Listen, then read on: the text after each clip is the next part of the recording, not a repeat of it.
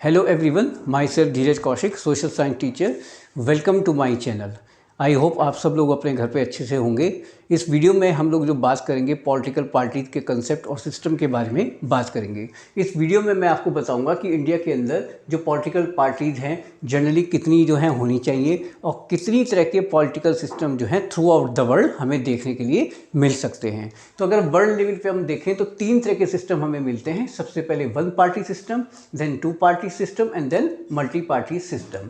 अगर हम बात करते हैं वन पार्टी सिस्टम में तो इसका सबसे बढ़िया एग्जाम्पल हमारे सामने है चाइना।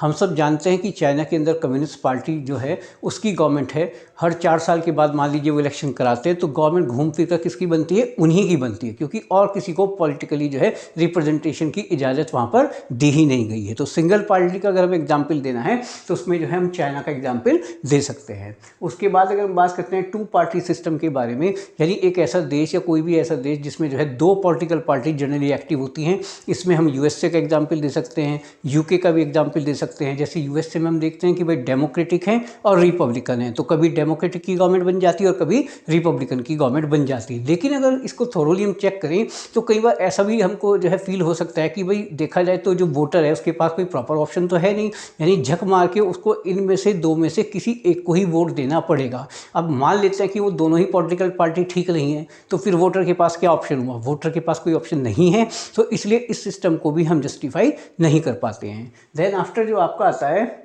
वो आता है आपका मल्टी पार्टी सिस्टम। अगर हम मल्टी पार्टी सिस्टम की बात करें तो इसका सबसे बढ़िया एग्जाम्पल इंडिया है। ठीक, अगर हम इलेक्शन कमीशन के डाटा के अकॉर्डिंग बात करें तो नियर अबाउट 700 पॉलिटिकल पार्टी जो हैं वो हमारे यहाँ रजिस्टर्ड हैं इलेक्शन कमीशन के पास। लेकिन मोस्टली जो पॉलिटिकल पार्टीज है वो डंप है, वो एक्टिव नहीं है। कुछ पॉलिटिकल पार्टीज ऐसी भी होती हैं जो इलेक्शन के टाइम पर ही एक्टिव हो जाती हैं। अब हम जानते हैं कि भाई इंडिया एक बहुत बड़ा कंट्री है, ठीक है ना, मल्टी कल्चरल है, मल्टी रिलीजियस है, डाइवर्स है बहुत ज़्यादा। तो ऐसे में यहाँ 10 से 15 नेशनल लेवल की जो पॉलिटिकल पार्टीज हैं उनका होना बहुत ज़रूरी है। तो इंडिया जैसे कंट्री की अगर हम बात करें तो हमारे लिए तो मल्टी पार्टी सिस्टम ही जो है बेस्ट माना जा सकता है। कोई भी पॉलिटिकल पार्टी अगर हम इंडिया के अकॉर्डिंग बात करें तो अगर वो अपने को नेशनल लेवल पे एस्टेब्लिश कर ले तो डेफिनेटली एक बहुत बड़ी एडवांटेज देश के लोगों को फिर मिल जाती है। इसके बाद जो मेन चीज़ आती है वो आती है ये 2 लेवल, स्टेट लेवल की पार्टी और नेशनल लेवल की पार्टी।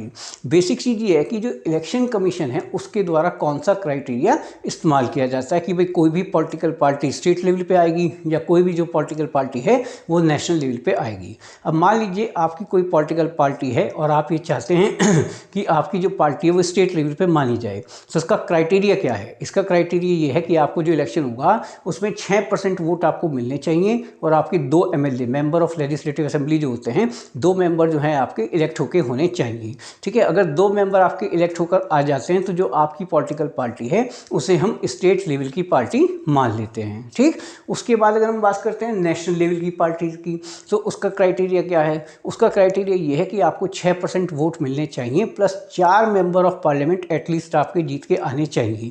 तो नेशनल लेवल पर अगर आपको काम करना है 6% वोट आपको मिल गए प्लस 4 मेंबर ऑफ पार्लियामेंट आपके जीत के आ गए तो आपको नेशनल लेवल की पार्टी का दर्जा इलेक्शन कमीशन के द्वारा दिया जाएगा।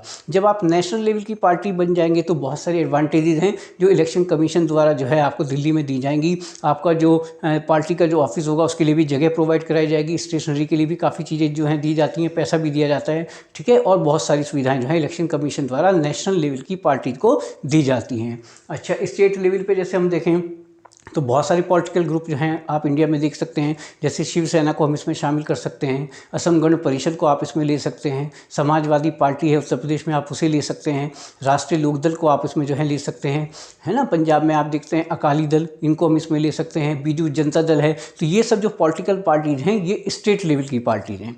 नेशनल लेवल पर अगर हम देखते हैं जैसे आपकी इंडियन नेशनल कांग्रेस है, भारतीय जनता पार्टी है, CPI है, तो इनको जो है हम नेशनल लेवल की पार्टीज में ले सकते हैं। तो आई थिंक आपको सारी चीज़ क्लियर होंगी। सबसे पहले मैंने बात की कि कितनी पॉलिटिकल पार्टीज होनी चाहिए, किस कंसेप्ट पे हमारे यहाँ काम होता है। तो हमारे यहाँ 3 कंसेप्ट देख सकते हैं हम लोग। वन पार्टी सिस्टम जिसका बेस्ट एग्जांपल है China, then two party system USA and UK, then multi party system में इंडिया इसका बेस्ट एग्जांपल माना जा सकता है। फिर उसके बाद स्टेट लेवल की पार्टीज के लिए क्या क्राइटेरिया होता है और नेशनल लेवल की पार्टीज के लिए क्या क्राइटेरिया होता है, ये सारी बातें मैंने आपको क्लियर कर दी। आप चाहे तो स्क्रीनशॉट ले सकते हैं। ठीक है, चैनल के साथ आप बने रहें, लाइक करते रहें और शेयर भी करते रहें, ज़्यादा से ज़्यादा सब्सक्राइब भी कराते रहें। Okay, thank you.